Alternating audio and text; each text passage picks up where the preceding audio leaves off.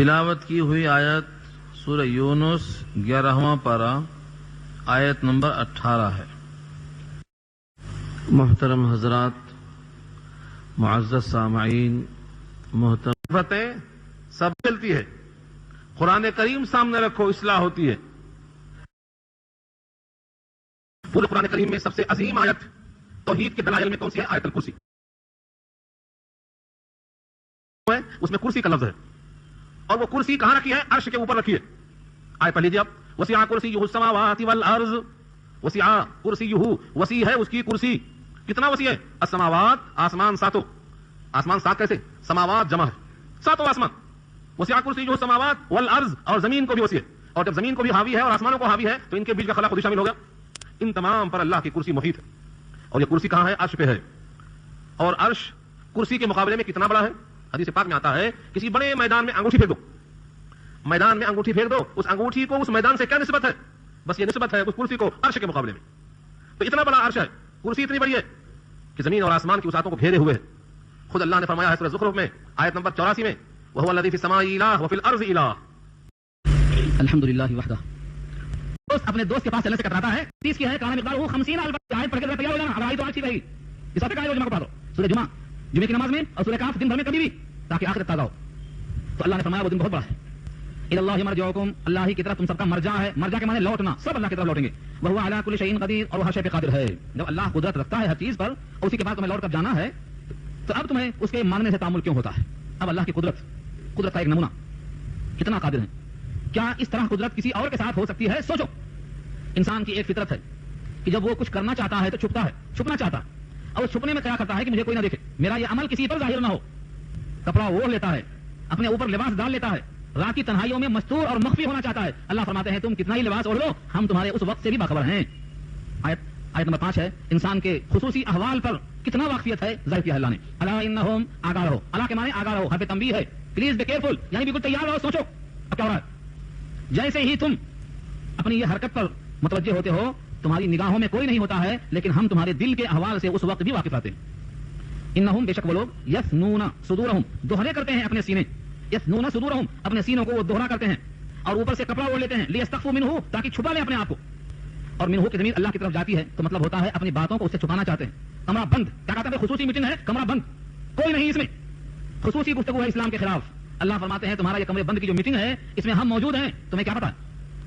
یہ تو ہوا استخفاء، باتوں کو چھپانا، اپنی باتیں اس سے خدا سے چھپانا چاہتے ہیں۔ اور آگے الاحینا یستغشون ثیابہم، آگاہ رہو، جس وقت وہ کپڑے اوڑھتے ہیں اپنے اوپر، اس سے مراد ہے جمع، یعنی صحبت کرنا چاہتے ہیں، اس موقع پر سمجھتے ہیں کہ ہمیں کوئی نہیں دیکھتا ہے۔ یعلم ما یسرون وما یعلنون، وہ جانتا ہے جو وہ چھپاتے ہیں اور جو وہ ظاہر کرتے ہیں، دونوں باتیں وہ جانتا ہے۔ کائنات میں کون ہے جس کا راز اللہ سے مخفی ہے؟ اللہ کے اوپر کسی کا راز مخفی نہیں ہے۔ اور تمہارا یہ اعلان کرنا، تمہارا سر اور اخفا کرنا، تم سمجھتے ہو، ہمارا حال تو یہ ہے، انہ علیم بذات الصدور، بے شک وہ جانتے ہیں جو سینوں کی باتیں ہیں۔ صدور صدر کی جمع ہے، جو سینے کے اندر آپ کے وساوس پیدا ہوتے، خیالات آتے، ان سینوں کے وساوس کو بھی وہ خوب جانتے ہیں۔ اس مضمون کی آیت سورہ حامیم سجدہ میں بھی آئی ہے، اور اس سے پہلے سورہ مومن میں آئی ہے۔ وہاں اللہ نے فرمایا یعلم خائنۃ الاعین وما تخفی الصدور، آنکھوں کی چوریاں بھی وہ جانتے ہیں، کنکھیوں سے جھانک کر دیکھنا، چور آنکھوں سے، یعلم خائنۃ الاعین، جو آنکھیں خیانت کر کے دیکھتی ہیں، ایسا دیکھتی ہیں کہ کوئی انہیں نہ دیکھے، ان کو بھی جانتے ہیں۔ وما تخفی الصدور، اور سینے کے راز سے بھی واقف ہیں۔ بھلا ایسے اللہ سے تم اپنا چھپانا ممکن سمجھتے ہو؟ یہ کیسے ہو سکتا ہے؟ تو یہ اللہ کی قدرت اور اللہ کا علم اتنا محیط، اس علم الہی کے ساتھ، اور اس علم الہی کے ساتھ اللہ کی قدرت، اور پھر بندوں پر اتنی شفقت ہے کہ اللہ تعالیٰ نے ہر ایک کا رزق اپنے ذمہ لے لیا ہے، چاہے وہ زمین میں چلنے والا جانور ہو، 4 پیروں والا، یا 2 پیروں والا انسان ہو، یا پیٹ کے بل چلنے والا سانپ ہو، 3 قسم کے ہوتے ہیں۔ فمنہم من یمشی علی بطنہ ومنہم من یمشی علی اربع ومنہم من یمشی علی رجلین، 2 پیروں والا، 4 پیروں والا، بغیر پیروں والا سانپ۔ اللہ سب سے نہ صرف واقف ہے بلکہ وہ کیا کھائے گا، اس کا رزق کیا ہونا چاہیے، اس کی پسند کیا ہے، اس کی طبیعت کا معیار کدھر ہے، کیا مرغوب ہے۔ شیر کو اگر گوشت پسند ہے تو بکری کو پتے پسند ہیں، یہ اس کو معلوم ہے، جو کھانے والا ہے اس کو بعد میں معلوم ہوتا ہے، کیونکہ طبیعتیں بنانے والا وہی ہے۔ ایک جگہ اللہ نے پوچھا ہے غالباً، یہ آیت دیکھیں سورہ ملک ہے، الا یعلم من خلق، الا یعلم من خلق وهو اللطیف الخبیر، آگاہ رہو، کیا وہی نہیں جانتا ہے جس نے پیدا کیا ان کو؟ وہ تو بہت باریک بین ہے، باخبر ہے۔ تو جنات کیا کھائیں گے؟ ہڈیاں جو آپ پھینکتے ہیں نا گوشت کھا کے، ان ہڈیوں پر اللہ ان کے واسطے غذا کا انتظام کرتے ہیں، وہ ہڈیوں سے پیشاب کو سکھانا منع اسی واسطے ہے، استنجا منع ہے۔ اور گوبر ان کے جانور کھاتے ہیں، اور وہ پھر گندگی ہے، اس واسطے اسے استنجا کرنا منع ہے، تو گوبر ان کے جانور۔ تو جناتوں کی غذا یہ رکھا اللہ نے، اور آپ کی غذا ماشاءاللہ آپ نے تو مفرد نہیں کھایا، بکری پتا کھاتی اور شیر گوشت کھاتا، اور آپ کہتے ہیں گوشت پتا ملا کے ہم کھاتے۔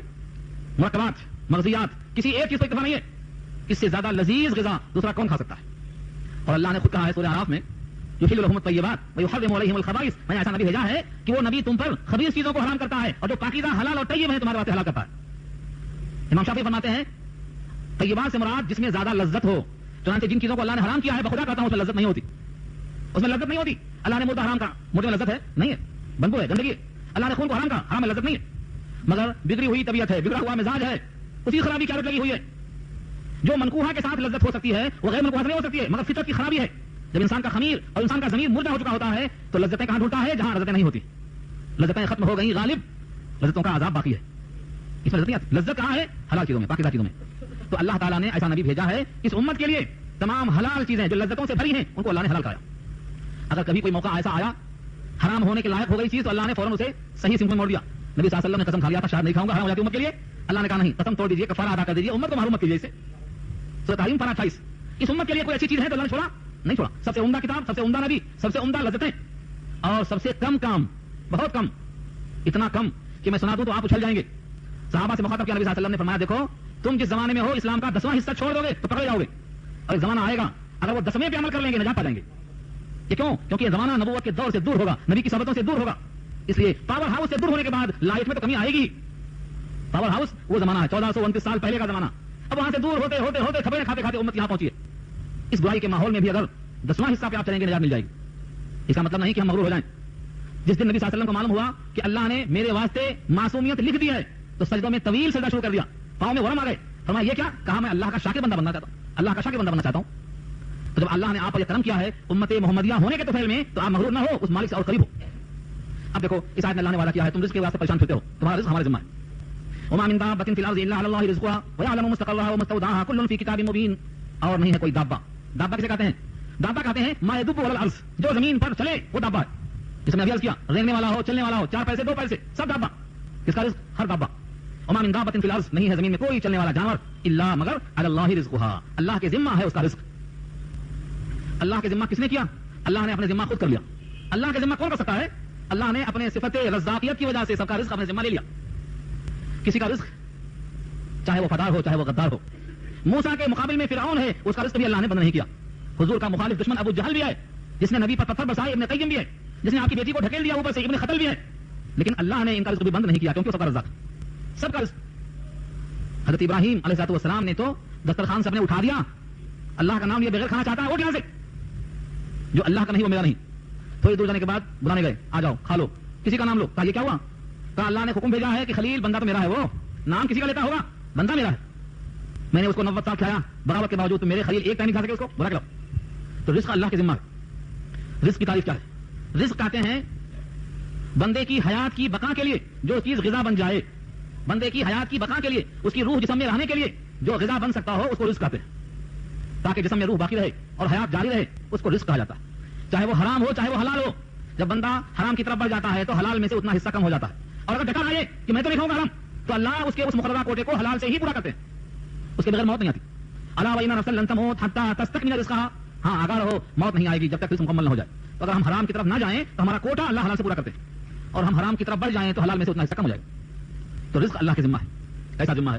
اس پہ ایک واقعہ لکھا ہے، اس واقعے کو سننے سے پہلے یہ دیکھو اگلا ٹکڑا کیسا پیارا ہے، فرمایا وَيَعْلَمُ مُسْتَقَرَّهَا وَمُسْتَوْدَعَهَا، وہ جانتا ہے کہ بندے کا مستقر کہاں ہے، بندے کا مستودع کہاں ہے۔ مستقر کہتے ہیں مستقل قیام گاہ کو، آقا مستقر محروم ہے، آقا مستقر میں گنڈا ہے، مطلب مستقل کہاں رہائش گاہ ہے، تو کہا مستقر رہنے کی جگہ، اور مستودع جہاں پر کچھ دن کے لیے آ گیا ٹھہر گیا، آیا چلا گیا، وہاں گیا یہاں گیا۔ اللہ والے اگر اس بات کو محسوس کر لو کہ اللہ بندے کے مستقر سے بھی واقف ہے، مستودع سے بھی واقف ہے، جہاں مستقل قیام ہے اس سے بھی واقف، جہاں عارضی قیام ہے جانا آنا اس سے بھی واقف۔ دنیا میں کوئی بہت بڑا بادشاہ بھی ہو، وزیر اعظم بھی ہو، سکندر ذوالقرنین بخت نصر سلیمان بھی ہو، تو جب کہیں جائے گا تو اتنا کرنا پڑتا ہے، میں وہاں آ رہا ہوں، وہاں کھانے کا انتظام کر دینا، وہاں ہوٹل بک کر دینا، وہاں فلاں چیزیں انتظام ملا دینا۔ لیکن اللہ کو پہلے سے خبر ہے کہ یہ میرا بندہ آج یہاں بیٹھے گا، اس کی روٹی کا انتظام یہاں کرنا ہے۔ دنیا میں کہیں بھی ہو، سمندر کی تہوں میں ہو، تمہارا رزق وہاں تم کو پہنچے گا۔ تو یہ ہے مستقر جو عارضی نہیں مستقل قیام گاہ، اور مستودع یہ رائے قرطبی کی ہے۔ یہاں پر ایک واقعہ نقل کیا ہے، اس واقعے کی سند مفتی شفیع صاحب نے بیان تو نہیں کیا ہے، لیکن یہ لکھا ہے کہ اصحاب اس واقعے کو تفصیل سے بیان کرتے ہیں، اور ایک آیت اس کی طرف اشارہ کرتی ہے، زمین اور آسمان میں اگر تمہاری کوئی نیکی ہے، ساتوں زمین میں ساتوں آسمان میں پتھر کی چٹان میں، تو وہ اللہ کے علم میں ہے۔ اب اس کے بعد ساتوں آسمان میں اور پتھر کی چٹان میں تمہاری ایک نیکی ہے تو اللہ کے علم ہے، یاتی بھی اللہ، اس کو اللہ لا کے حاضر کریں گے۔ اس آیت کو سامنے رکھو، پھر یہ واقعہ سنو تو آپ کو احساس ہوگا کہ اللہ کی قدرت کیسی ہے۔ حضرت موسیٰ کو احساس ہوا کہ سفرا کو میں لخود صحرا میں چھوڑ کے جا رہا ہوں، مصر میں فرعون کی طرف، کھلائے گا کون, پلائے گا کون, کون دیکھ بھال کرے گا. دل میں خالی خیال آیا. اللہ نے کہا ایک پتھر پہ اشارہ کرتے ہوئے اپنی وہی لاٹھی مارو. لاٹھی مارتے ہی پتھر کی چٹان پھٹ گئی, اس میں سے ایک اور پتھر نکلا. کہا اس پر بھی مارو. اس کو مارتے ہیں, پھر ایک پتھر نکلا. تیسری مرتبہ کہتے ہیں پھر اس کو مارو. پھر وہ پتھر ٹوٹتا ہے, تیسرا پتھر بھی ٹوٹتا ہے, اور اس کے اندر سے ایک کیڑا نکلتا ہے. اس کیڑے کے منہ میں ہرا پتہ نظر آتا ہے, اور کچھ نہیں پیغام ملتا. واضح ہو گیا کہ پتھروں کے 3 پرت, اس میں بھی ہرا پتہ اللہ دینے پر قادر ہے. تم اللہ کی قدرت پر کیا سمجھتے ہو؟ حضرت موسیٰ وہاں سے واپس نہیں گئے سبرا کے پاس بتانے کے لیے کہ میں مصر جا رہا ہوں, اللہ کا حکم آیا ہے, وہیں رہ گئے. جیسے ابراہیم نے ہاجرہ کو چھوڑ دیا تھا مکے کے وادی میں اور جانے لگے. بیوی نے کہا کہاں جا رہے ہو؟ کوئی جواب نہیں. مجھے چھوڑ کے جاتے ہو؟ کوئی جواب نہیں. کیا اللہ کا حکم ایسا ہی ہے؟ جب یہ پوچھا تو صرف لگا کہ ہاں بس. بیوی ہاجرہ نے کہا جب اللہ کا حکم ایسا ہی ہے تو اللہ کا حکم ضائع کرنے کو نہیں ہوتا, اب مجھے کوئی غم نہیں. اللہ کا گھر آباد کرنے کے لیے چنانچہ مکہ ان سے ہی آباد ہوا. تو ایسے یہاں بھی بندے کو اگر یقین ہو جائے کہ میں چاہے جہاں رہوں گا میرا رزق اللہ کے ذمہ ہے, میں تو حرام نہیں کھاؤں گا, حلال ہی کھاؤں گا, تو اللہ تعالیٰ اس کو حلال ہی پہنچاتے ہیں. اللہ فرماتے ہیں تم انسان لکھتے ہو, ریکارڈ بناتے ہو, کتنا کھلایا, کتنا دیا, کتنا لیا, تمہیں اس کی عادت ہے, اس کے بغیر تمہیں یقین نہیں آتا. آگے دیکھو کل فی کتاب مبین, یہ سب لکھا ہوا ہے اللہ کے جناب میں. جب بچہ ماں کے پیٹ میں ہوتا ہے اس کے اعضاء صحیح سالم ہو جاتے ہیں, 4 مہینے کا ہو جاتا ہے, تو فرشتہ آ کے اللہ کے حکم سے اس کی 4 چیزیں لکھ دیتا ہے. اس کی عمر کتنی ہوگی, اس کا رزق کتنا ہوگا, یہ نیک بخت ہوگا کہ بدبخت ہوگا, جنتی ہوگا کہ جہنمی ہوگا, یہ فرشتہ آ کے لکھ دیتا ہے. ہر آدمی کے ماں کے پیٹ میں اس کا شقی اور سعید ہونا لکھا جا چکا ہے. اس لیے جانتے تو نہیں ہو کہ کیا لکھا ہے, لیکن یاد رکھو ہر آدمی کو توفیق اسی عمل کی ہوتی ہے جو اس کے واسطے لکھا گیا. اس لیے آقا نے فرمایا عملو کل ما یسر لما خلق, کرتے جاؤ, توفیق اسی کی ہوگی جو تمہارے واسطے لکھا گیا. اس کے بعد آگے فرمایا وهو الذي خلق السماوات والارض في 6 ايام, وہی اللہ ہے جس نے پیدا کیا آسمانوں کو اور زمین کو 6 دن میں. اس پیدائش کی تفصیل سورہ حامیم السجدہ میں آ چکی ہے کہ 2 دن میں زمین, 2 دن میں زمین کی چیزیں, 2 دن میں آسمان, یہ ہے 6 دن. فی 6 ایام, 6 دن میں اللہ نے بنایا. جبکہ زمین و آسمان کو اللہ چاہے تو کن کہتے وہ ہو جاتا, لیکن سکھانے کے لیے ایک دنیا بتدریج بنائی گئی ہے. تم بھی دنیا میں کوئی کام بتدریج کرو, چھو منتر سے کچھ نہیں ہونے والا ہے. بتدریج اسباب کو اختیار کرتے ہوئے کام کرو. اسباب کے بغیر راتوں رات کروڑپتی بن جانے کی فکر کرنے والوں بھٹک جاؤ گے. وہاں راتوں رات نہیں بن سکتے کروڑپتی. اللہ نے 6 دن میں بنایا زمین و آسمان کو, اس کی ہر چیز کو. کیوں؟ تدریجاً ہر کام ہوتا ہے. ہاں بستے بستے بستی ہے, بستی بسنا کھیل نہیں ہے, بستے بستے بستی ہے. اس کائنات کو بسایا ہے تو 6 دن لگا اللہ نے بنانے میں. اس وقت اللہ کا عرش کہاں تھا؟ وکان عرشہ علی الماء, اس وقت اللہ کا عرش پانی پر تھا. کیونکہ عرش جو آسمان پر ہے وہ آسمان تھا ہی نہیں, تو اللہ کا عرش کہاں تھا؟ پانی پر تھا. اس کا مطلب پانی پہلے پیدا ہوا, زمین و آسمان کی تخلیق بعد میں ہوئی. جو لوگ کہتے ہیں اللہ عرش پہ ہیں ہر جگہ نہیں ہے, ان کی تردید ہوئی کہ نہیں؟ جب اللہ کا عرش تھا پانی پر تھا, آسمان اس وقت موجود نہیں تھا, تو پانی کہاں تھا؟ آسمان کے اوپر تھا. کیا پانی زمین پر تھا؟ زمین پر پانی تھا اور پانی پر اللہ کا عرش تھا, اور عرش پر اللہ کی کرسی تھی اور کرسی پر اللہ تھے. تو پھر معلوم کیا ہوا؟ اللہ تعالیٰ ہر جگہ ہے. اب دماغ میں ڈالا گیا کہ نہیں وہ صرف آسمان پہ ہے, زمین پہ نہیں ہے. تو تصور نکال دیا جائے دماغ سے. اللہ تعالیٰ کو کسی جگہ پر ہونا, کسی جگہ پر معدوم ہونا, یہ عدم اللہ کی طرف منسوخ کرنا یہ غلط ہے. اللہ کی طرف عدم نہیں, اللہ موجود ہے, ہر جگہ موجود ہے, مگر اپنی شان کے مطابق ہے. کیفیت ہم کو نہیں معلوم. ہر جگہ اس کی ذات, اس کے صفات سے علیحدہ نہیں ہو سکتی. اللہ تعالیٰ نے اپنے عرش کو بنایا, پانی پر رکھا, زمین و آسمان کی تخلیق 6 دن میں ہوئی. یہ سب کیوں ہوئی؟ لوگ پوچھتے ہیں بھائی زمین کیوں, آسمان کیوں, پانی کیوں؟ سب کا ایک جواب ہے لیبلوکم, تاکہ تم کو جانچے, تمہارا امتحان لے, تمہاری آزمائش. یہ سب تمہارے واسطے امتحان کا ہے. امتحان کس پرچے میں ہوگا, کیا مضمون ہے؟ فرمایا ایکم احسن عملا, تم میں سب سے بہتر عمل کر کے آنے والا کون ہے, اس سبجیکٹ میں تمہارا امتحان لینا ہے. اس لیے 7 آسمان 7 زمین پیدا کی گئی. امتحان کس میں ہے؟ حسن عمل میں. یہاں رک کر میں آپ سے عرض کروں, اللہ تعالیٰ نے احسن عملا کہا, اکثر عملا نہیں کہا. تم میں زیادہ عمل کر کے آنے والا کون ہے؟ نہیں, تم میں بہتر عمل کر کے آنے والا کون ہے؟ کثرت عمل سے حسن عمل بہتر ہے, یہاں سے معلوم ہوتا ہے. اور اسی کی تصدیق اللہ نے کیا ہے سورہ ملک میں, الذی خلق الموت والحیات لیبلوکم ایکم احسن عملا. یہ الفاظ وہاں بھی ہیں, لیبلوکم ایکم احسن عملا. تمہاری موت و حیات اس لیے ہے کہ تم میں بہتر عمل کون کرنے والا ہے. تو بہتر عمل سے مراد کیا ہے؟ وہ سنت کے مطابق ہو اور وہ عمل اللہ کے لیے ہو. 2 شرط. ہر عمل کا مدار نیتوں پر ہے, یعنی وہ عمل اللہ کے لیے ہو جس کا نام اخلاص, اور وہ عمل سنت کے مطابق ہو جس کا نام شریعت ہے. اگر وہ عمل اخلاص سے بھرا ہے, سنت کے خلاف ہے, مردود. اور اگر وہ سنت کے مطابق ہے, اللہ کے واسطے نہیں ہے, تو بھی مردود. اخلاص یعنی نیت صحیح, سنت یعنی عمل صحیح, یہ 2 شرطیں رکھا اللہ نے. اسی کا نام ہے احسن عملا. ہم نماز پڑھیں, مغرب میں 3 رکعت 6 رکعت پڑھیں, ہوتی. مغرب میں ہم بجائے 3 کے 6 رکعت پڑھ رہے ہیں, کثرت عمل ہے, یہ حسن عمل نہیں ہے. کیوں؟ ہمارے نبی نے 3 ہی رکعت پڑھا ہے, ہم کو 3 ہی پڑھنا. مغرب دن ڈوبنے کے بعد پڑھنا ہے, ہم ڈوبتے ہوئے ٹائم پہ پڑھ رہے ہیں, تو ہوتی وہ کیوں نہیں ہوتی؟ کس لیے نہیں ہوتی؟ شریعت کے خلاف ہے. تو اس سے ہمیں یہ بات معلوم ہوئی کہ حسن عمل کہتے ہیں جو اللہ کے لیے ہو اور نبی کے طریقے پر ہو. اگر کوئی عمل نبی کے طریقے پر نہیں ہے تو وہ مردود ہے, چاہے کوئی سکھائے. جو عمل نبی کے طریقے پر نہ ہو وہ مردود ہے. علامہ سعدی نے اس کو کہا ہے خلاف پیغمبر کا سیرا گزید, کہ ہرگز منزل نہ خواہد رسید. پیغمبر کے خلاف چلنے والا کبھی بھی منزل پر نہیں پہنچے گا. خلاف پیغمبر کا سیرا گزید, کہ ہرگز بمنزل نہ خواہد رسید. جو بھی چلے گا چلتا رہے گا مگر منزل پر نہیں پہنچے گا. نبی کے خلاف چلنے والا منزل پر نہیں پہنچ سکے گا. یہ ہے ایکم احسن عملا. 2 آیتیں اور برداشت کر لیں, آپ وقت ہو چکا ہے, میں پوری کر دیتا ہوں. رکو. فرمایا وَلَئِن قُلْتَ إِنَّكُمْ مَبْعُوثُونَ مِن بَعْدِ الْمَوْتِ, اور اگر آپ کہیں کہ بے شک تم اٹھائے جانے والے ہو موت کے بعد, لَيَقُولُنَّ, تو کہیں گے ضرور, الَّذِينَ كَفَرُوا, وہ لوگ جنہوں نے کفر کیا, کیا کہیں گے؟ إِنْ هَذَا إِلَّا سِحْرٌ مُبِينٌ, نہیں ہے یہ مرفلا ہوا جادو. ہر نبی کو لوگوں نے جادوگر کہا اور نبی کے پیغام کو جادو کہا. کیوں؟ جادو باطل ہوتا ہے, لہذا یہ بھی باطل. جادو اثر کرتا ہے، یہ بھی اثر کرتا ہے، جس کو سنا دیا قرآن اسی کا ہو کے آ گیا. تو اس لیے زود اثر ہونے میں اور باطل ہونے میں وہ نبی صلی اللہ علیہ وسلم کے کلام کو جادو کہا کرتے تھے اور نبی صلی اللہ علیہ وسلم کو جادوگر کہا کرتے تھے. تو جادو کہا کر باطل کہنا مراد ہے. اور ایک ان کا خاص ذائقہ یہ تھا، عذاب ہم مستحق ہیں عذاب کے، تو آیا کیوں نہیں؟ اگر ہم عذاب کے مستحق ہیں شرک کرنے سے، بغاوت کرنے سے، تو تب تک عذاب آیا کیوں نہیں؟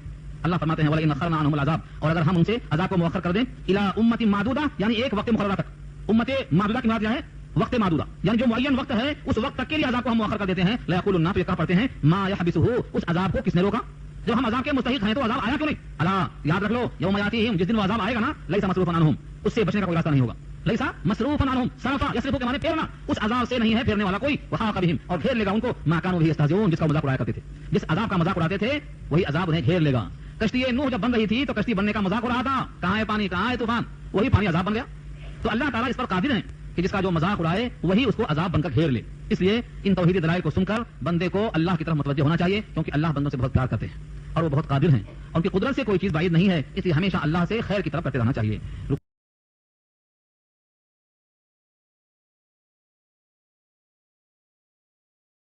کی ہوئی آیتیں سورہ ہود 12واں پارہ کا بھی دوسرا رکوع شروع ہو رہا ہے اور سورہ ہود کا بھی دوسرا رکوع شروع ہو رہا ہے. آیت نمبر 8 تک بات ہو چکی تھی. آیت نمبر 9 اور 10 کا جو مضمون ہے وہ انسان کی ایک طبیعت کی کیفیت ہے کہ جب راحت آتی ہے تو اب سمجھتا ہے کہ راحت ہی ہمیشہ رہے گی، پچھلا ریکارڈ بھول جاتا ہے. اور جب تکلیف آتی ہے تو بہت جلد مایوس ہو جاتا ہے اور سمجھتا ہے کہ اب اس کے بعد کبھی تکلیف نہیں ہو سکتی. دونوں صورتوں کو اللہ نے یہاں بیان کیا ہے. وَلَئِنْ أَذَقْنَا الْإِنسَانَ مِنَّا رَحْمَةً، اور اگر ہم چکھا دیں انسان کو ہماری طرف سے کوئی رحمت، یعنی مہربانی. مہربانی سے مراد کیا ہے؟ انسان کی فطرت اور انسان کی چاہت کے مطابق حالات ہم اس کے بنا دیں جس میں کوئی شریعت کی خلاف ورزی بھی نہ ہو. تو ایسے حالات کو انسان بڑی خوشحالی کے ساتھ گزارتا ہے. ثم نزعناها منه، پھر ہم اس کو چھین لیتے ہیں اس سے. اور چھیننے کی وجہ یہ ہوتی ہے کہ کوئی نہ کوئی سبب ایسا آ جاتا ہے جس کی بنیاد پر اس کے حق میں یہ بہتر ہوتا ہے کہ موجودہ خوشحالی کو ہم چھین لیں، ورنہ وہ آپے سے باہر ہو جاتا ہے. یعنی اس نعمت کی قدردانی وہ نہیں کر پاتا، ناشکری پہ آ جاتا. نتیجے میں اس کے لیے بہتر یہ ہوتا ہے کہ ہم اس کی وہ حالت بدل دیں. نزعناها منه، تو ہم اس سے وہ چیز چھین لیتے. جیسے ہی مہربانی چھینی جاتی ہے، انه لیئوس کفور، بے شک وہ ناشکرا اور مایوس ہو جاتا ہے. لیئوس اردو میں مایوس جس کو بولتے ہیں، مایوس کے معنی آس توڑ بیٹھتا ہے، نا امید ہو جاتا ہے. اور کفور کفران نعمت، ناشکری کا اعلیٰ درجہ، یعنی انتہا درجے میں اللہ کی ذات سے، اپنے مستقبل سے پھر کبھی راحت ملے گی اس کے بارے میں مایوس اور نا امید ہو کے رہ جاتا ہے.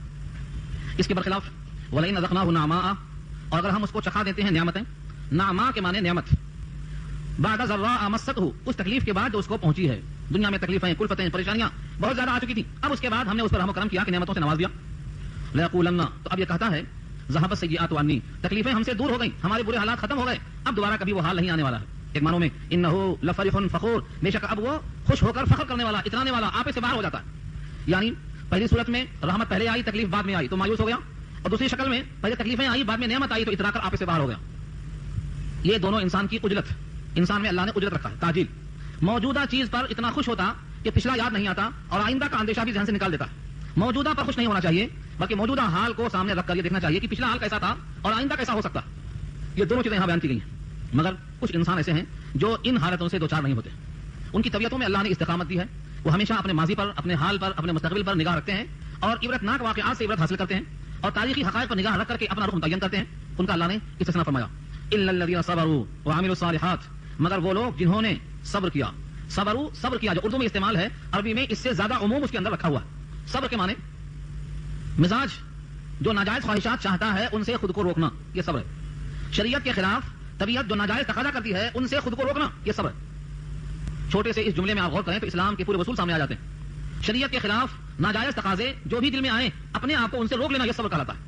تو اللہ فرماتے ہیں کہ جو صابر بندے ہیں وہ اس سے مستثنا ہیں. وہ عامل الصالحات، اور جو نیک کام کرتے ہیں، صبر کرتے ہیں، یعنی ناجائز خواہشوں کی تکمیل سے رکتے ہیں، اور عمل صالح یعنی جن چیزوں کے کرنے کا اللہ نے حکم دیا ہے اور وہ نبی صلی اللہ علیہ وسلم کے طریقے کے مطابق ہیں، ان تمام طریقوں کو اپناتے ہیں. یہ دو صفتیں ہیں، ایک صفت میں ناجائز امور سے بچنا، خواہشات کی تکمیل کرنے سے، اور دوسرے عمل صالح.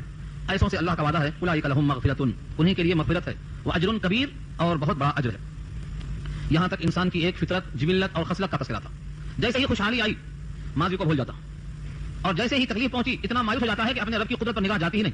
یعنی ہمیشہ اسباب پہ نگاہ رکھتا ہے، حالانکہ بہتر یہ ہوتا کہ مسبب الاسباب پہ نگاہ رکھتا تو نہ مایوسی ہوتی نہ آپے سے باہر ہوتا. اس کیفیت کو بیان کرنے کے بعد اشارہ کیا رب العزت نے نبی صلی اللہ علیہ وسلم کی طرف کہ آپ لوگوں کے بیجا مطالبات سے کبھی خاطر ہونے کی ضرورت نہیں ہے. یعنی کفار قریش کہتے ہیں اگر آپ اللہ کے نبی ہیں تو آپ کے ساتھ خزانہ ہونا چاہیے، آپ کے ساتھ فرشتہ ہونا چاہیے.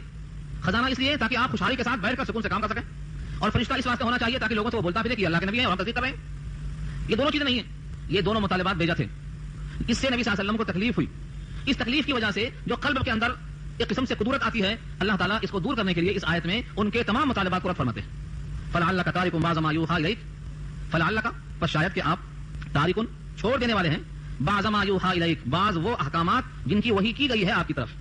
ایسا تو نہیں ہے کہ اللہ کے جو احکامات آئے ہیں ان میں سے آپ کچھ کو چھوڑ دیں گے، کچھ کو نہیں چھوڑ دیں گے. کچھ سے مراد جو مطالبات تھے کفار قریش کے کہ جس آیت میں بتوں کی مذمت ہے وہ آپ چھوڑ دیں، ہمارے دین کے بارے میں جو سختیاں ہیں وہ چھوڑ دیں، ہمارے بتوں کے بارے میں بے بسی کا تذکرہ ہے اس کو آپ چھوڑ دیں. تو ان کی خواہش کے مطابق اگر ان آیتوں کو پیش کرنا آپ چھوڑ دیں تو بعض ما یوحی الیک کو چھوڑنا ثابت ہوگا. یعنی جو اللہ کے احکامات آئے ہیں پہنچانے کے لیے ان کو ترک کرنا ثابت ہوگا، اور آپ ایسا تو نہیں کر سکتے. جب ایسا نہیں کر سکتے ہیں تو ان کے مطالبات سے دل تنگ ہونے سے فائدہ کیا؟ یہ کہا گیا اس آیت کے اندر. دوسری بات یہ کہ اگر خزانہ آ جائے اور خزانے سے آپ لوگوں کو دیتے جائیں بخشش، ان کے دماغ میں یہ تھا کہ جس طرح دنیا میں بہت سے بادشاہ ہیں اور ان کے پاس خزانے ہوتے ہیں، وہ اپنے دائیں بائیں آگے پیچھے کو خوب نوازتے ہیں، بخشش کرتے ہیں، اس سے ان کی بادشاہت کا اظہار ہوتا ہے. انہوں نے نبوت کو بادشاہت پر قیاس کیا کہ جیسے بادشاہ اپنی بادشاہت کے اظہار کے لیے بخشش کرتا ہے، خزانے کی ضرورت پیش آتی ہے، ایسے نبی اپنے نبوت کے اس بات کے لیے خوب خزانہ خرچ کرے. یہ ان کا مطالبہ بھی مستند ہے کہ بادشاہت اور چیز ہے، نبوت اور چیز ہے. نبوت میں علم کی تقسیم ہوتی ہے، بادشاہت میں خزانے کی تقسیم ہوتی ہے. دونوں کا محمل اور مصرف الگ الگ ہے، ایک کو دوسرے پر قیاس کرنا غلط ہے. تیسرا جو مطالبہ تھا کہ فرشتہ ساتھ میں ہوتا اور ہم اس سے باتیں کرتے، فرشتے سے پوچھتے، وہ تصدیق کر دیتا تو ہم بھی مان لیتے. یہ مطالبہ بھی باطل ہے اور مسترد ہے، اس لیے کہ فرشتہ یا تو اپنی شکل میں ہوتا یا آپ کی شکل میں. آپ کی شکل سے مراد انسان. اگر وہ فرشتہ اپنی شکل میں ہوتا ہے یعنی فرشتے کی شکل میں تو تم اس کو دیکھ نہیں سکتے، تمہاری آنکھوں میں اتنی طاقت نہیں ہے کہ تم فرشتے کو دیکھ لیں. اور اگر وہ فرشتہ بجائے اپنی شکل میں ہونے کے تمہاری شکل میں یعنی بشکل انسان آتا، جیسے مریم کے پاس آیا بشکل انسان، فتمثل لها بشرا سویا، تو جب انسان کی شکل میں آتا اور تم سے بات کرتا تو تم کہتے کہ تم پتہ نہیں فرشتے ہو کہ انسان ہو، تم تو انسان دیتے ہو مجھے. تمہارا فرشتہ ہونا ہی مشکوک ہے. اس لیے فرشتہ اگر بشکل انسان آتا تو یہ اشکال باقی رہتا، لہذا تمہارا یہ بھی دعویٰ مسترد ہے. تو نبی صلی اللہ علیہ وسلم سے ان کی خواہش تھی کہ کچھ آیتیں چھوڑ دو، بتوں کی مذمت کرنا چھوڑ دو، ہمارے دین کو برا بھلا کہنا چھوڑ دو تاکہ تھوڑا ہم آپ سے قریب ہو سکیں. اس آیت میں اللہ نے جواب دیا ہے فلعلک تارکن، پس شاید کہ آپ ترک کرنے والے ہیں، چھوڑ دینے والے ہیں بعض ما یوحی الیک، بعض وہ آیتیں یا وہ احکامات جو آپ کے پاس وہی کیے گئے یا وہی کیے جاتے رہیں گے. وضائق بہ صدرک، اور تنگ ہونے والا ہے اس سے آپ کا سینہ، یعنی دل میں گھٹن، اضطراب. جب آدمی کوئی بات حل نہیں کر پاتا تو دل میں ایک گھٹن سی ہوتی ہے کہ ادھر ان کا مطالبہ ہے، ادھر اللہ کا حکم ہے، ادھر میرا فریضہ ہے. رسالت کا فریضہ تقاضا کرتا ہے کہ میں ہر بات پہنچا دوں. اگر میں نے کوئی بات چھپایا تو اللہ نے واضح کر دیا ہے کہ اگر آپ نے ایک بات بھی چھپایا تو آپ نے رسالت کا حق ادا نہیں کیا، پورا پہنچانا ہے. ادھر ان کی خواہش ہے کہ ہمارے بارے میں، بتوں کے بارے میں کچھ آیتیں حذف کر دو تاکہ ہم آپ سے قریب ہو جائیں. ان کو ہم چھوڑ نہیں سکتے، چھوڑ دیں تو کام کن پر کرنا ہے. تو ان کو چھوڑنا مشکل ہے، وہی کو بدلنا مشکل ہے، اور اس کے بغیر لوگ مانتے نہیں ہیں، ان کا منوانا ہمارے واسطے مشکل ہے. اس طرح سوچ سوچ کر طبیعت میں جو کبیدگی آتی تھی اللہ نے یہاں پر اسی کا تذکرہ فرمایا ہے. ان یقولوا، کہ وہ لوگ کہتے ہیں لولا انزل علیہ کنز، کیوں نہیں نازل کیا گیا آپ پر خزانہ. کنز، کنز کے معنی وہ خزانہ جو کنز ہو، ختم ہی نہ ہو. اگر ختم ہو جائے تو کنز نہیں ہوتا. جس مال کی زکات نہ دی جائے اسے حدیث میں کنز کہا جاتا ہے، اور جس مال کی زکات دی جائے چاہے وہ کتنا ہی ہو اس کو کنز نہیں کہا جاتا. گویا مال حرام اگر ہے تو اس کو آپ کنز کہیں گے، کیونکہ اگر وہ زکات نکالتے رہے تو وہ خزانہ اللہ کے ہاں شرعی طور پر حلال ہوتا، اس کو کنز نہیں کہیں گے. او جاء معه ملک، یا آیا ہوتا آپ کے ساتھ کوئی فرشتہ اور فرشتہ ساتھ رہتا اور یوں کہتا کہ دیکھو اللہ کے نبی ہیں، ان کی بات تسلیم کر لو. انما انت نذیر، اس کے سوا کچھ نہیں کہ آپ نذیر ہیں. دوسری آیتوں میں نذیر کے ساتھ بشیر بھی آیا ہے مگر یہاں صرف نذیر ہے. اس کی وجہ کیا ہے؟ در حقیقت جب کوئی انسان ماننے والا بھی ہو اور کچھ انکار کرنے والے تو پھر آپ کی دو صفتیں ظاہر ہوتی ہیں، ماننے والے کے لیے بشیر اور نہ ماننے والے کے واسطے نذیر. ڈرانا اور خوشخبری دینا. جو مان جائے اس کو بشارت ہے جنت کی، اور جو نہ مانے اس کو اندیشہ دلاتے ہیں جہنم کا. لیکن یہاں جب دعوت شروع ہوئی ہے تو ماننے والے کوئی تھے ہی نہیں، یہاں تک کہ آپ تنہا شروع ہوئے. اللہ پر ایمان لانے والے سب سے پہلے آپ خود ایمان لائے. چنانچہ سورہ بقرہ کی آیت آ چکی ہے آمن الرسول بما انزل الیہ من ربہ والمؤمنون، جو نازل ہوا ہے رب کی طرف سے اس پر سب سے پہلے ایمان لانے والے خود اللہ کے رسول ہیں. اس کے بعد ایمان والے صحابہ، پھر قافلہ بڑھتا گیا، 1 سے 2، 2 سے 3، 3 سے 4 بڑھتا چلا گیا قافلہ. لیکن پہل کرنا سب سے پہلے آپ نے خود اسے قبول کیا ہے. تو آپ کیا تھے؟ دوسروں کے حق میں نذیر تھے. جب لوگ آگے بڑھتے گئے تو ان کے حق میں آپ بشیر بھی ہوئے. واللہ علی کل شیء وکیل، اور اللہ ہر شے پر وکیل ہے. کیا مطلب وکیل کا؟ وکیل کہتے ہیں کارساز، وکیل کہتے ہیں کام بنانے والا، پورا اختیار رکھنے والا ہر شے پر تو صرف اللہ ہے. یہ ہے وکیل. یعنی اے نبی آپ نذیر ہیں، پہنچانے والے ہیں، لیکن مکمل کفالت کرنا، کام بنا دینا، کارساز ہونا، جس کو چاہے ایمان سے نواز دینا، یہ کام صرف اور صرف اللہ کے قبضہ قدرت میں ہے. آپ صرف دلائل کی بنیاد پر پیغام کو پہنچائیے. اب یہاں پر ایک اشکال یہ تھا کفار قریش کا کہ یہ کلام الہی ہے، ہم کیسے تسلیم کریں؟ آپ کے پاس خزانہ نہیں، آپ کے پاس فرشتہ نہیں، آپ ہماری طرح ایک انسان ہیں، کچھ باتیں پیش کر رہے ہیں، اس سے ہم آپ کو اللہ کا نبی کیسے تسلیم کر لیں؟ چنانچہ انہوں نے کہا کہ جو آپ آیتیں پیش کر رہے ہیں یہ در حقیقت گڑھ کے لائے ہیں، آپ کا اپنا کلام ہے، اللہ کا کلام نہیں ہے، یہ آپ کا اپنا کلام. اس کو اچھی طرح سے دیکھیں. آج بھی اس تحدی اور چیلنج کے لیے آپ کو تیار ہونا پڑے گا. آج بھی بہت سے لوگوں کو اشکال ہے، جتنے ہندوستان میں دعویٰ کرتے ہیں کہ اس میں سے 100 آیتیں نکال دو، اگر ان کا ایمان یہ ہوتا کہ یہ کتاب اللہ کی ہے تو یہ دعویٰ ہم سے نہیں کرتے. ان کا بھی عقیدہ یہ ہے کہ یہ کتاب اللہ کی نہیں ہے، انسانوں نے گڑھ کر پیش کیا ہے. لہٰذا وہ 100 آیتیں نکالنے کا مطالبہ ہم سے کر رہے ہیں. یہ کفار قریش سے چلا آ رہا ہے. یہ تفصیلی فیصلہ کر چکا ہوں سورہ توبہ میں. تو وہ کہتے تھے کہ قرآن اللہ کا کلام نہیں ہے بلکہ یہ نبی خود گڑھ کے پیش کر رہے ہیں. ہاں آج بھی کفار یہی کہتے ہیں. اس کے لیے قرآن نے ایک چیلنج کیا ہے اور وہ آج تک باقی ہے اور قیامت تک باقی رہے گا. اس چیلنج کو قبول کرنے والے نہ پیدا ہوئے ہیں نہ پیدا ہوں گے. اگلی آیت کے جواب میں ام یقولون افترا, کیا وہ لوگ کہتے ہیں افطرا کہ اس کو گڑھ کر پیش کیا ہے. افطرا کے معنی جھوٹ کہنا, یعنی یہ قرآن اللہ کا ہے کہہ رہے ہیں جبکہ خود ان کا اپنا کلام ہے. اس عمل کو افطرا پردازی ثابت کرتے ہیں. تو اس کا جواب کیا ہو؟ اب ہم کہیں گے نہیں یہ کلام اللہ کا ہے اور وہ کہیں گے نہیں یہ کلام محمد کا ہے صلی اللہ علیہ وسلم. تو فیصلہ کیسے ہوگا؟ اس کے لیے اللہ نے مضبوط دلیل پیش کیا. چلو ٹھیک ہے, اگر یہ کلام اللہ کا نہیں ہے تمہارے عقیدے کے مطابق محمد مصطفیٰ صلی اللہ علیہ وسلم نے اپنے طور پر بنا کر پیش کر دیا ہے, تو یہ تو بولنا چاہتے ہو کہ اپنا کلام ہے. تو چلو ٹھیک ہے, وہ بھی ایک انسان ہے اور تم بھی اہل عرب میں سے تم بھی انسان ہو. ان کی زبان بھی عربی ہے, تمہاری زبان بھی عربی ہے. اگر ایک شخص ایسا کلام پیش کر سکتا ہے تو ایسا کلام تم بھی پیش کر سکتے ہو. اور ایک اللہ کو چھوڑ کر بقیہ دنیا میں جتنے انسان ہیں, جتنے جنات ہیں, بلکہ جن کو تم جمع کرنا چاہتے ہو سب کو جمع کر لو مدد کرنے کے واسطے. پھر ایسا کلام لا کر پیش کر دو. پورا قرآن کریم پیش نہیں کر سکتے ہو تو کم سے کم 10 صورتیں لے آؤ. 10 صورتیں نہیں پیش کر سکتے ہو تو کم سے کم ایک صورت پیش کر دو. ایک صورت بھی پیش نہیں کر سکتے ہو تو پھر ہمارے دعوے کو تسلیم کر لو. یہ انسان نہیں بنا سکتا اور یہ انسانی کلام نہیں ہو سکتا. اگر یہ انسانی کلام ہے تو پھر تم بھی تو انسان ہو. سارے انسان مل کر ایسا 3 آیتوں پر مشتمل ایک سورہ والعصر کی طرح بنا کر لے آؤ. انا اعطینا بنا کر لے آؤ. قرآن کریم نے پہلے 10 صورتیں کہا, جیسا کہ یہاں آیت آئی. یہ آیت نمبر 13 ہے سورہ ہود کی, جس میں کہا 10 صورتیں بنا کر لاؤ. سورہ بقرہ میں آپ پڑھ چکے ہیں آیت نمبر 38 میں کہ کوئی ایک سورت بنا کر لے آؤ. اور سورہ یونس میں آپ پڑھ چکے ہیں, وہاں بھی آیت آ چکی ہے کہ کوئی بھی ایک سورت بنا کر لے آؤ.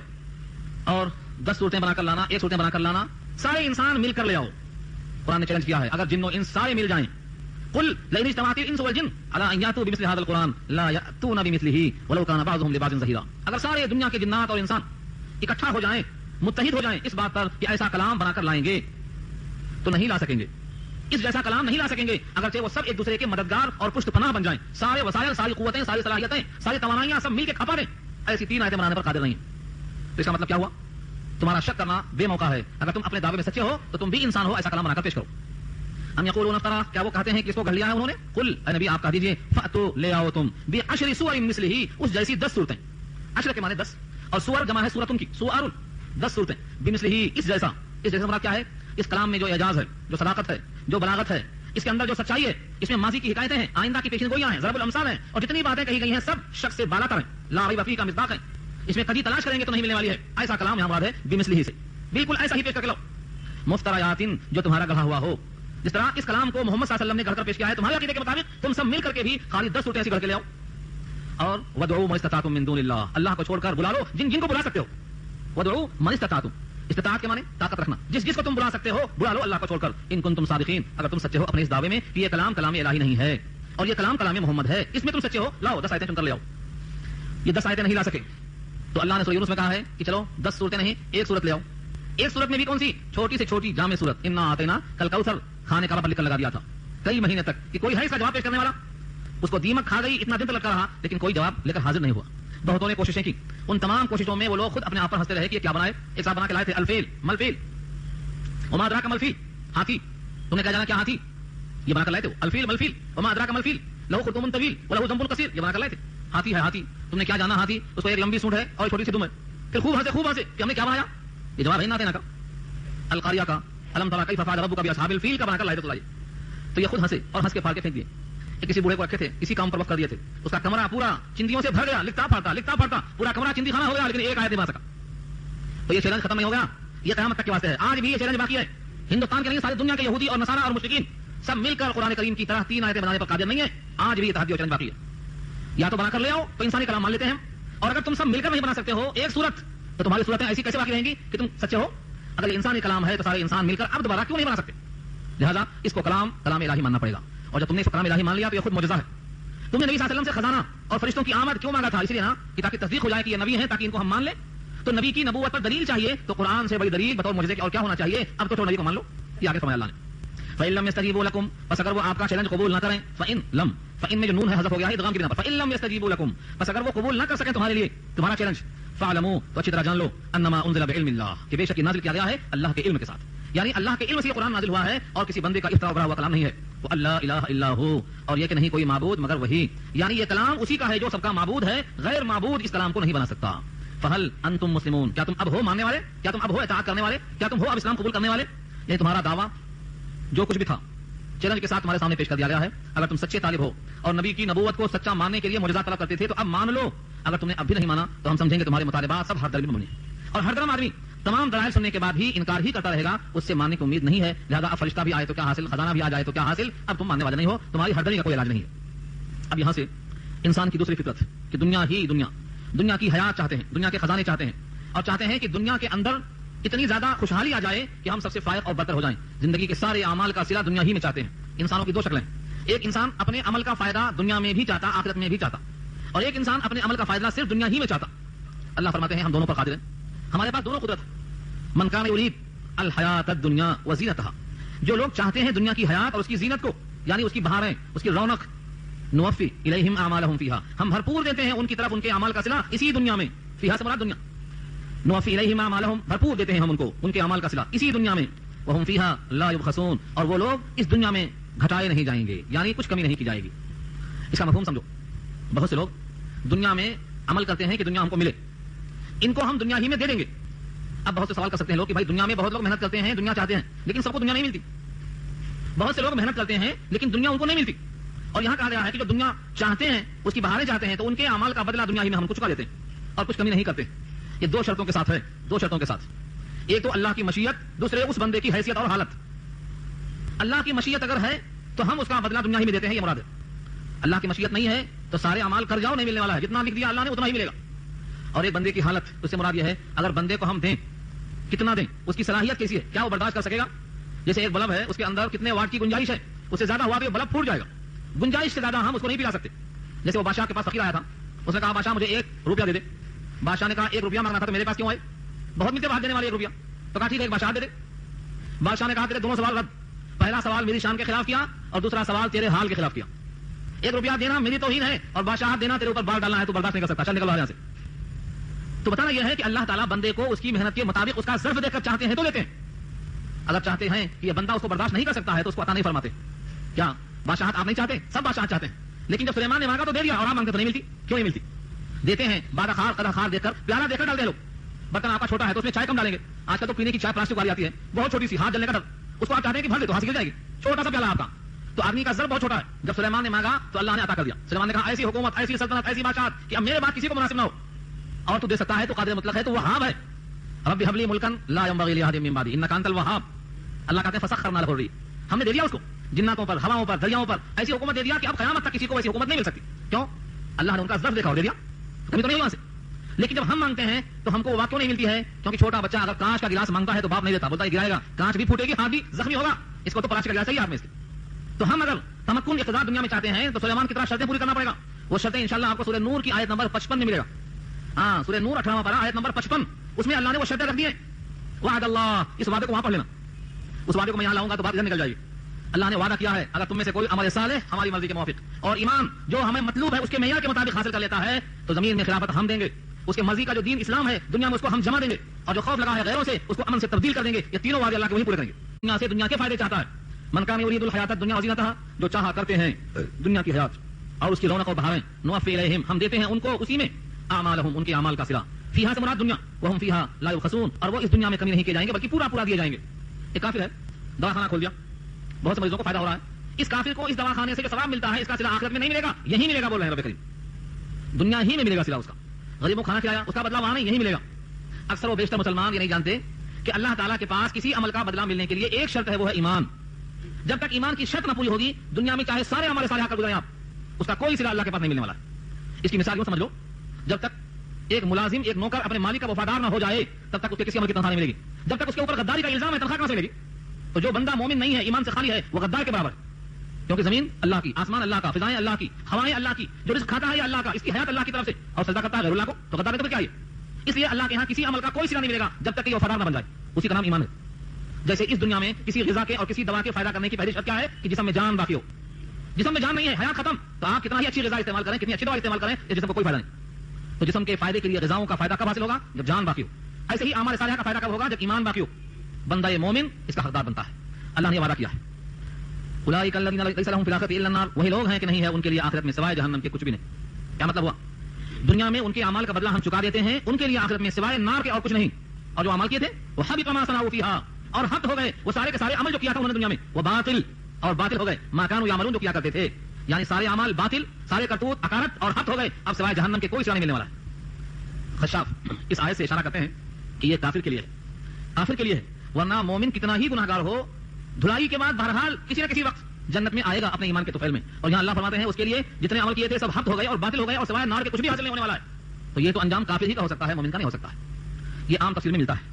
ایک اور تفسیر کیا ہے اس کی بات شارحین نے, اور وہ یہ کہ یہ اس مومن کے لیے بھی ہے جو اپنے دنیا میں نیک اعمال کا صلہ دنیا ہی میں چاہتا ہے. اس مومن کے لیے جو دنیا میں اپنے نیک اعمال کا بدلہ دنیا ہی میں چاہتا ہے, اور ایک بار نہیں ہمیشہ. کیونکہ من کان یرید میں ایک تو کانا ہے جو استمرار آتا ہے, یریدو مضارع ہے, یریدو کے ساتھ جب کانا لگتا ہے تو کان یرید کے معنی چاہا کرتا تھا, ایک بار نہیں, روٹین تھا اس کا. جب بھی کوئی نیک کام کیا تو اسے آخرت نہیں چاہتا, دنیا چاہتا. یعنی دنیاوی لحاظ سے دنیا کا اتنا خوگر ہے کہ اپنے ہر نیک عمل کا بدلہ دنیا ہی میں چاہتا تھا, آخرت سے آخرت میں اجر نہیں چاہتا, ہمیشہ دنیا میں چاہتا تھا. تو ایسے شخص کا سیا آخرت میں نہیں ملے گا. کب تک؟ جب تک کہ اس برے انجام کو نہ پہنچ جائے, یعنی گناہ کے بقدر دھلائی نہ ہو جائے.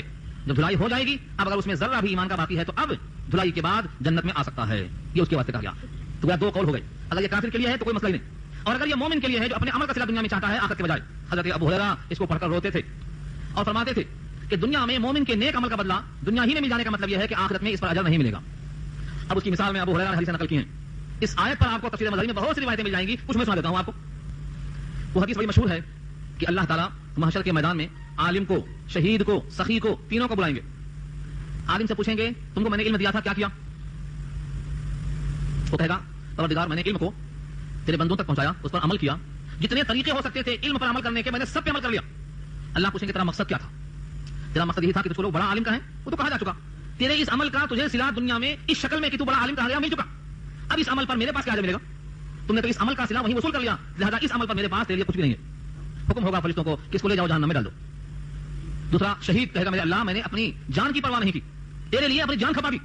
اللہ فرمائیں گے مگر مقصد کیا تھا؟ یہی نہ کہ تجھ کو لوگ بہادر کہیں, بڑا شہید کہیں, بڑا سورما کہیں, وہ تو کہا جا چکا. تم نے اس عمل کا صلہ وصول کر لیا, اب اس عمل پر میرے پاس تیرے لیے کچھ بھی نہیں. فرشتوں کو حکم ہوگا جہنم میں ڈال دو. آؤ دے منہ گھسیٹ کر جہنم میں ڈال دیا جائے گا. سخی کو بلایا جائے گا. سخی سے کہیں گے میں نے مال دیا تھا, کیا کیا تم نے؟ اللہ تیرے بارگاہ میں جتنے نیک کام تھے, تعمیر مسجد ہو, تعمیر مدرسہ ہو, مسافر خانہ ہو, غریب خانہ ہو, کتنے کھانے تیار کیا میں نے, ہر کار خیر میں لگاتا رہا. اللہ فرمائیں گے مقصد کیا تھا؟ مجھے راضی کرنا مقصد تھا, تمہیں راضی ہو جاتا.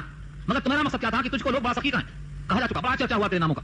اس عمل کا تجھے صلہ وہیں مل چکا, اب میرے پاس اس عمل پر تیرے لیے کچھ بھی نہیں ہے. فرشتوں کو حکم ہوگا ان کو بھی ڈال دو. تو عالم کو, سخی کو, شہید کو, یہ تینوں سپر ہیں بالکل اپنے کام میں. شہید کی شہادت اور عالم کا علم اور سخی کی سخاوت, تینوں چیزیں بڑی معیاری ہیں, لیکن اخلاص نہ ہونے کی وجہ سے تینوں کا انجام جہنم ہوا. حضرت ابو ہریرہ اس پر روتے تھے, انس بن مالک اس پر روتے تھے.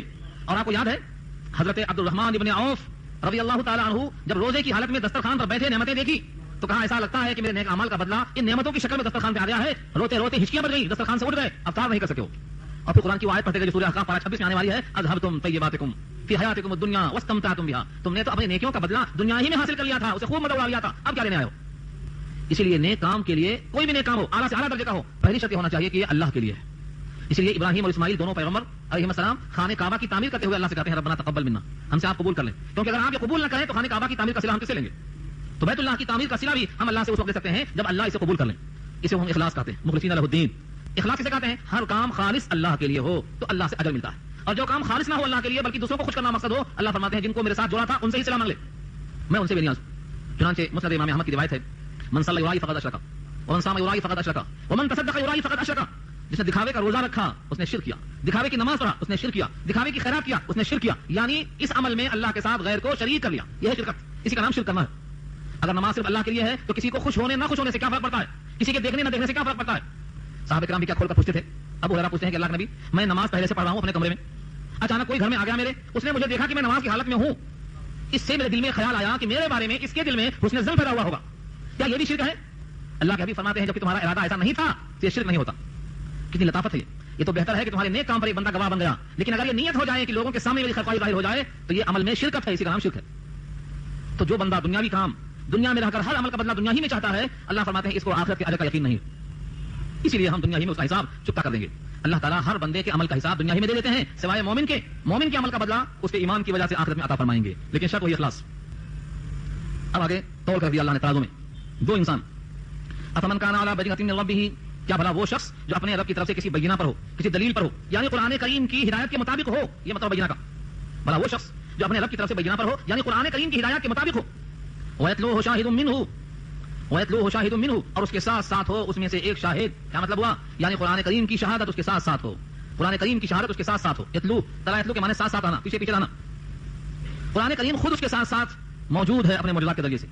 ومن قبلہ کتاب موسیٰ اور اس سے پہلے موسیٰ کی کتاب امام تھی. ورحمت امام و رحمہ کے معنی وہ کتاب امام تھی یعنی رہنمائی کا ذریعہ تھی اور اس پر عمل کے سلے میں وہ ذریعہ رحمت بھی تھی.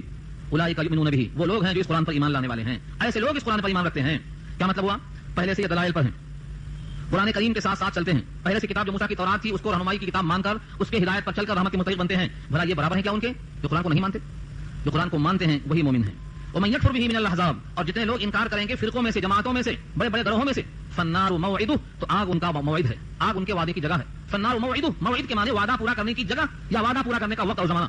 ظرف زمان بھی ظرف مکان بھی دونوں کی گنجائش. فالنار موعدہ تو دوزخ ان کے وعدے کی جگہ ہے. یعنی جتنی جماعتیں ہیں، جتنے فرقے ہیں، جتنے گروہ ہیں، اتنا کس کا ہے؟ احزاب کا. احزاب جمع ہے حزب کی، گروہ، ٹولیاں، جماعتیں، فرقے. جتنے لوگ قرآن کریم کا انکار کریں گے ان کا ٹھکانہ جہنم ہے. فلا تکو فی مرية منه پھر نبی صلی اللہ علیہ وسلم آپ کسی شک میں نہ رہیں اللہ کی طرف سے قرآن کے بارے میں. انه الحق من ربک بے شک وہ حق ہے آپ کے رب کی طرف سے. ولكن اکثر الناس لا يؤمنون لیکن اکثر لوگ ایمان نہیں رکھتے. اکثر لوگ اس کتاب پر ایمان نہیں رکھتے. آج بھی اکثریت ایمان نہیں رکھتی. قرآن کریم پر ایمان لانے والے اکثریت میں نہیں ہے، اقلیت میں آج بھی. اور جو قرآن کریم پر ایمان رکھتے بھی ہیں ان کا یہ حال ہے علی وجہ البصیرۃ پورے قرآن سے واقف نہیں. اور دوسرے اپنے خواہشات پر تولتے ہیں، جتنا خواہشات کے مطابق موافق پاتے ہیں اس پر عمل کرتے ہیں، بقیہ کو چھوڑ دیتے ہیں انجام مار کے. یہ قرآن کریم کی اتباع نہیں ہے بلکہ خواہشات کی اتباع ہے. اللہ نے ان کا حال بیان کیا ہے جو یہ دعویٰ کرتے ہیں کہ اللہ پر یہ جھوٹ ہے، افطرا ہے. جو شخص اللہ پر جھوٹ باندھے اس سے بڑا ظالم اور کون ہو سکتا ہے؟ سوال کیا اللہ. یعنی اگر یہ قرآن اللہ کا کلام نہ ہو، بفرض محال نبی نے گھر کے پیش کر دیا ہو اور کہہ دیا ہو کہ اللہ کا کلام ہے تو اللہ پر تہمت ہے، اللہ پر افطرا ہے اور ایسا کرنے والا سب سے بڑا ظالم ہو سکتا ہے. یہی مضمون یہاں بتایا گیا. ومن اظلم اور ایسے شخص سے زیادہ ظلم کرنے والا کون؟ ممن اس سے افطرا علی اللہ کذبا جو اللہ پر جھوٹ باندھتا ہے. اولئک یعرضون علی ربہم یہی لوگ ہیں جو پیش کیے جائیں گے اپنے رب کے پاس. رب کے سامنے پیشی ہوگی اور یہ سب اللہ کے سامنے حاضر کیے جائیں گے. اور سورہ مریم نہ بھولے کہ ایک ایک شخص تنہا تنہا پیش کیا جائے گا. اللہ نے واضح کیا یہ مت سمجھو بڑی بھیڑ ہوگی اور ایک ہی دن میں حساب ہوگا ہم چھپ جائیں گے. پہلے تو اس زمین کو اللہ بدل دیں گے کیونکہ اس میں غار بھی ہے، پہاڑ بھی ہے، چھپنے کی جگہیں بھی ہیں، دریا بھی ہے، ٹیلا بھی ہے، نشیب و فراز بھی ہے. اللہ فرماتے ہیں کہ زمین کو ہم بدل دیں گے. یوم تبدل الارض غیر الارض یہ زمین نہیں رہے گی، بدل دی جائے گی. اور فرمایا سورہ انشقاق میں وَإِذَا الْأَرْضُ مُدَّتْ زمین کو لمبا ربر کی طرح دبا کر چوڑا کر کے کھینچ دیا جائے گا، پوری زمین مسطح ہوگی. اب اس کے بعد فرمایا سورہ مریم میں وَكُلُّهُمْ آتِيهِ يَوْمَ الْقِيَامَةِ فَرْدًا فردا مانے فردن فردن ایک کو ایک اللہ بلائیں گے. تو یہ پیشی ہوگی اللہ کے سامنے. وَيَقُولُ الشَّهَادُ اور گواہی دینے والے فرشتے کہیں گے هَؤُلَاءِ الَّذِينَ كَذَبُوا عَلَى رَبِّهِمْ یہی لوگ ہیں جنہوں نے جھوٹ کہا تھا اپنے رب کے اوپر. گواہی آ جائے گی فرشتوں کی اور آواز آئے گی نتیجے میں الا لعنت اللہ علی الظالمین آگاہ ہو بے شک پھٹکار ہے، لعنت ہے اللہ کی ایسے ظالموں پر. وہ ظالم کیسے تھے؟ ان کے اعمال کیا تھے؟ الذين يصدون عن سبيل الله ويبغونها عوجا جو لوگ روکتے ہیں اللہ کے راستے سے اور تلاش کرتے ہیں اس میں کجی. کس میں؟ قرآن میں کجی، اسلام میں کجی، نبی کی ذات میں کجی، سنت میں کجی، ان میں ٹیڑھاپن تلاش کرتے ہیں. وهم بالآخرة هم كافرون حالانکہ وہ لوگ آخرت پر یقین نہیں رکھتے بلکہ انکار کرتے ہیں. اسی اپنے کفر کو چھپانے کے لیے کجی تلاش کرتے ہیں، شبہات تلاش کرتے ہیں. اللہ فرماتے ہیں اولئک لم يكونوا معجزين في الارض وہی لوگ ہیں کہ جو زمین میں عاجز نہیں کر سکتے، زمین میں عاجز نہیں کر سکتے. وما كان لهم من دون الله من اولیاء اور نہیں ہے ان کے لیے اللہ کے مقابل میں کوئی دوست. یضاعف لهم العذاب ان کے لیے کئی گنا ہو جائے گا عذاب. یضاعف کے معنی کئی گنا کرنا. جیسے سود خور سود کو مضاعف کر کے کھاتے. آپ نے 100 روپے لیا 110 ہو گیا. ادا نہیں کر سکے تو اب سود لگائیں گے 110 پر تو کہیں گے 140 ہو گیا. اب ادا نہیں ہوا تو سود لگائیں گے 140 پر تو کہیں گے 150 ہو گیا. اس طرح سے مضاعف کرتے ہیں کئی گنا کرنا. یضاعف لهم العذاب ان پر بھی عذاب کئی گنا ہوگا، عذاب بڑھتا ہی چلا جائے گا.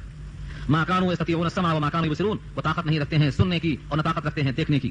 یعنی اناد نہ طبیعت کے اندر اناد اور ضد حد درمی اتنی زیادہ نفرت ہے کہ وہ حق کو سننے کی طاقت نہیں رکھتے، حق کو دیکھنے کی طاقت نہیں رکھتے. یہ کافروں کے بارے میں کہا جا رہا ہے. لیکن آج آپ غور کریں ماحول پہ تو اناد بدگمانی پہلے سے لوگوں میں اتنی زیادہ ہے کہ وہ قرآن کریم کی محفلوں میں بھی آنے سے کتراتے. کیا سمجھتے ہیں کہ قرآن کریم کے ذریعے سے گمراہی ملتی ہے؟ قرآن کریم تو اللہ نے کہا ہے کہ ہدایت کی کتاب ہے، ہدی للمتقین کہا، ہدی للناس کہا، ان ھذا القرآن یہدی للتی ہی اقوم کہا. یہ قرآن تو سراپا ہدایت ہے، سراپا رحمت ہے. ھذا کتاب مبارک کا اللہ نے مبارک کی کتاب ہے یہ. لیکن کچھ لوگ کہتے ہیں یہ کتاب سے لوگ گمراہ ہوتے ہیں. گمراہ کون ہوتے ہیں؟ جو فاسق ہیں، نافرمان ہیں، جن میں آخرت کا خوف نہیں ہے، وہ گمراہ ہوتے ہیں. وما یضل به الا الفاسقین. اگر اس کتاب سے سب گمراہ ہوتے تو اللہ نے گویا کیا نازل کیا؟ ذریعہ گمراہی. یہ تو اللہ پر الزام ہے، نعوذ باللہ. یہ کتاب ذریعہ ہدایت ہے، ذریعہ گمراہی نہیں ہے. اس سے گمراہ وہ ہوتے ہیں جو فاسق ہوتے ہیں. وما یضل به الا الفاسقین. قرآن نے خود جواب دیا اس کا. اس لیے اس کتاب سے اناد رکھنا، اتنا رکھنا کہ سننے کی توفیق نہ ملے، یہ درست نہیں ہے. دل کھول کر، ذہن صاف کر کے، اپنے دل کے دریچے کھول کے قرآن کریم سے ہدایت طلب کرنا انبیاء کی سنت ہے، اولیاء کی سنت ہے. سب نے اسی قرآن سے ہدایت طلب کی ہے. خود اللہ کے نبی کا ارشاد پیچھے سن چکے ہیں آپ، ان اتبعوا الا ما یوحى الی. میں تو وہی کرتا ہوں جو مجھے وہی آتی ہے، میں تو وہی کو فالو کرتا ہوں. لہذا اگر اس کتاب سے گمراہی ملتی ہے تو فالو کرنے والے کو آپ کیا سمجھ رہے ہیں؟ نعوذ باللہ من ذلک. اس کتاب کا جو حق تھا ہم سے ادا نہیں ہو رہا. اس کتاب کا حق یہ تھا کہ اپنے شب و روز میں سے پوری طاقت کے ساتھ اس کتاب کے ساتھ انہماک ہوتا تاکہ اس کتاب سے استفادہ کر کے اپنے دل کو منور کرتے، ایمان کو پختہ کر لیتے اور اللہ سے تعلق مضبوط کر لیتے. جب بندہ اس کتاب کو پڑھتا ہے تو گویا وہ اللہ سے ہم کلام ہوتا ہے. تو جو عناد کی وجہ سے اس قرآن کو سننے کی طاقت نہیں رکھتے، اس کو دیکھنے کی طاقت نہیں رکھتے، ان کا حال اللہ بیان کرتے ہیں. اولئک الذین خسروا انفسهم، وہی لوگ ہیں جنہوں نے برباد کر لیا اپنے آپ کو، برباد کر بیٹھے اپنے آپ کو، خسارے میں ڈال لیا اپنی جان کو. وضل عنہم ما کانوا یفترون، اور گم ہو گیا ان سے جس کو وہ گڑھ کر لایا کرتے تھے، سب ان سے غائب اور گم ہو گئے. لا جرم یقینا انہم فی الآخرۃ هم الخاسرون، هم الاخسرون، بے شک وہ آخرت میں سب سے زیادہ خسارے والے ہوں گے. هم الاخسرون، اخسر اس میں تفضیل ہے، خسارے میں سب سے زیادہ خسارے والے. اس کے بالمقابل جو ایمان والے ہیں ان کے واسطے بشارت ہے. ان الذين امنوا وعملوا الصالحات، بے شک جو لوگ ایمان لے آئے اور عمل صالح کیا، واخبتوا الى ربهم، اور جھک گئے اپنے رب کی طرف. اخبتوا یہ بہت نیا لفظ ہے آپ کے لیے. اخبتوا اس کے معنی آتے ہیں اپنے آپ کو اور اپنی ذات کو اللہ کے لیے جھکا دینا، اپنی انا کو قربان کر دینا. ایک موقع پر اللہ نے کہا ہے سورہ حج میں وبشر المخبتین، جو لوگ متواضع ہیں ان کو بشارت دے دو. ایک مقام پہ فرمایا جو اللہ کے لیے عاجزی کرنے والے ہیں، یعنی اللہ کا حکم آتے ہی اپنی چوکڑی ہو جاتے، اپنی کوئی خواہش نہیں، اپنا کوئی جذبہ نہیں، اللہ کا حکم ہمارے سر آنکھوں پر. یہ مومن کامل تری ان کو اللہ نے کہا ہے واخبتوا الى ربهم، اور دل سے اپنے رب کی طرف جھک گئے. اولئک اصحاب الجنہ، یہ جنت والے ہیں. ہم فیہا خالدون، ہمیشہ ہمیشہ وہ جنت کے اندر رہیں گے. آخری آیت میں اللہ نے ترازو رکھا ہے دونوں فرقوں کو تولنے کے لیے. اگر اس آیت میں آپ نے غور کر لیا تو ترازو آپ کے ہاتھ لگ گئی، آپ بھی تول لیجیے. مثل الفریقین کالاعمی والاصم والبصیر والسمیع هل یستویان مثلا، فرماتے ہیں رب کریم مثل الفریقین، دونوں فریقین کی مثال. مثل فریقین سے مراد ایک مومن اور ایک کافر، ایک اللہ کی کتاب ماننے والا، ایک اللہ کی کتاب کا انکار کرنے والا، ایک آخرت کے لیے محنت کرنے والا اور ایک دنیا پر راضی ہونے والا. یہ ہے فریقین. دو ہی ترکیب، دو ہی فرقے ہیں، اللہ کو مانتا یا نہیں، آخرت مانتا یا نہیں، بس تیسرا کوئی راستہ نہیں. مثل الفریقین، دونوں فریقوں کی مثال کالاعمی والاصم والبصیر والسمیع. اعمی اندھا، اور اسم کون ہے؟ یہ اسم جس کو سننا نہیں آتا، آنکھ نہیں ہے تو اندھا اور کان نہیں ہے تو اسم، سن نہیں سکتا. اس کے بھی مقابل دوسرا کون ہے؟ بصیر اور سمیع ہے. بصیر آنکھوں سے دیکھتا ہے اور سمیع کانوں سے سنتا ہے. تو ایک فریق سنتا بھی ہے، دیکھتا بھی ہے، اور ایک فریق اندھا بھی ہے، بہرا بھی ہے. یہ دونوں برابر ہیں کہ نہیں ہیں؟ پوچھا ہے اللہ نے آپ سے هل یستویان مثلا، بتائیے کہ دونوں برابر ہیں؟ دنیا میں کون کہتا ہے برابر ہیں؟ ظاہر یہ ہے کہ جو آنکھ سے دیکھتا نہیں وہ بینا کے برابر نہیں ہو سکتا. ہاں، جس طرح دھوپ اور چھاؤں برابر نہیں، رات اور دن برابر نہیں، ظلمت اور نور برابر نہیں، جیسے بینا اور نابینا برابر نہیں، جیسے علم اور جہل برابر نہیں، ایسے ہی اندھا اور آنکھ والا برابر نہیں، اور ایسے ہی بہرا اور کانوں والا دونوں برابر نہیں. کیوں؟ یہ ہر جگہ محتاج ہے اور یہ ہر جگہ اپنے پاؤں پر چلنے والا ہے. دونوں میں اتنا بڑا فرق رکھا اللہ نے. کیا مطلب ہوا؟ جو مومن ہے قرآن سے استفادہ کرتا ہے، یہ آنکھ والا بھی ہے اور کان والا بھی ہے. اور جو ایمان نہیں رکھتا اور قرآن کو نہیں مانتا وہ دنیا میں اندھا بھی ہے، بہرا بھی ہے، بھٹکتا ہے، یہاں بہت بھٹکتا. اس کا کوئی پوچھنے حال نہیں. اس کے بھٹکنے کی مثال اگر تلاش کریں تو آپ کو ملے گی، تفصیل سے ملے گی. یہ آخری بات ہے انشاءاللہ اس درس کی. ایک صاحب نے مجھ سے سوال کیا تھا بہت پہلے 85 میں، وکیل صاحب تھے. وکیل صاحب نے پوچھا کہ آپ کے اسلام میں بڑی تنگی ہے. دیکھو سعودیہ میں آپ اسلام کی حکومت تسلیم کرتے ہیں، وہاں کسی کی پوجا کرنا جائز نہیں ہے سوائے اللہ کے، بس ساری نماز پڑھ سکتے آپ، دوسروں کی پوجا نہیں، بس اسلام. ہمارے ہندوستان میں دیکھ لو ہمارا دل کتنا بڑا ہے، کوئی خدا کی پوجا کرتا، کوئی بتوں کی پوجا کرتا، کوئی یہاں کوئی وہاں، جس کو جہاں دیکھو چلا جا رہا ہے. ہمارا دل بہت بڑا ہے. ہم اور آپ اور ایسے کتنے انسان سوچیں گے کہ واقعی یہاں بڑی وسیع ظرفی ہے، دل بہت بڑا ہے، جس کا دو دل چاہے کھائے، جہاں چاہے جائے، جو چاہے پہنے، جو چاہے پہنے، جسی چاہے بندگی کرے، جہاں چاہے سجدہ کرے، بہت اچھا ہے. تو ہم نے کہا اگر آدمی اندھا ہے اور کنویں میں گرتا ہے تو آپ پکڑتے کہ چھوڑ دیتے؟ آدمی اندھا ہے اور کنویں میں گرتا ہے تو آپ پکڑتے کہ چھوڑ دیتے اس کو؟ کہاں پکڑتے؟ میں نے کہا ایک بچہ کھیلتا ہے، اس کا پاؤں آگے پڑنے والا ہے، آپ دیکھ رہے ہیں، اس بچے کو اٹھاتے کہ چھوڑ دیتے؟ پاؤں اٹھائیں گے. میں نے کہا اسی کو آپ سمجھتے ہیں سختی ہے. یہی ہے سختی. انسان وہ ہے جو اپنے لیے پسند کرے، وہی اپنے بھائی کے لیے پسند کرے. ہم کو جس نے پیدا کیا ہے اسی نے آپ کو پیدا کیا. ہم دونوں کی سانس اس کے قبضے میں ہے تو ہم اسی کو سجدہ کرتے ہیں اور چاہتے ہیں کہ تم بھی سجدہ اسی کو کر دو. اور جو بھٹکا ہوا ہے، یہاں وہاں گرتا ہے، لڑکتا ہے، اس کو نہ پکڑنا انسانی شرافت کے خلاف ہے. اگر نابینا کنویں میں گرتا ہے اور آپ نہ پکڑیں تو آپ کو شریف انسان کون کہے گا؟ بچہ آگ میں جاتا ہے اور آپ اس کو نہ سنبھالیں، گرتا ہوا دیکھ لیں تو آپ کے دل میں انسانیت ہے، یہ کون مان لے گا؟ اس لیے جس کو آپ سمجھتے ہیں کہ آزادی ہے یہ گمراہی ہے، جس کو سمجھتے ہیں کہ آپ سختی اور تلخی ہے یہ محبت کا جذبہ ہے. تو قرآن نے کہا جن پر ایمان ہے ان کے پاس آنکھ بھی ہے، کان بھی ہے، اور جس میں ایمان نہیں ہے وہ اندھے بھی ہیں، بہرے بھی ہیں. هل یستویان مثلا، کیا دونوں مثالیں برابر ہیں؟ اگر نہیں ہیں افلا تذکرون، تم تذکر کیوں نہیں کرتے، تم دھیان کیوں نہیں دیتے کہ اس کتاب سے رہنمائی حاصل ہو جاتی ہے؟ رہنمائی کیسے حاصل ہوگی؟ اب یہاں سے نیا رکو شروع ہوتا ہے. حضرت نوح کا واقعہ تفصیل سے آ رہا ہے کہ ان کا بیٹا، ان کی بیوی ان کی ہدایت سے دور رہے تو ان کا انجام کیسا ہوا.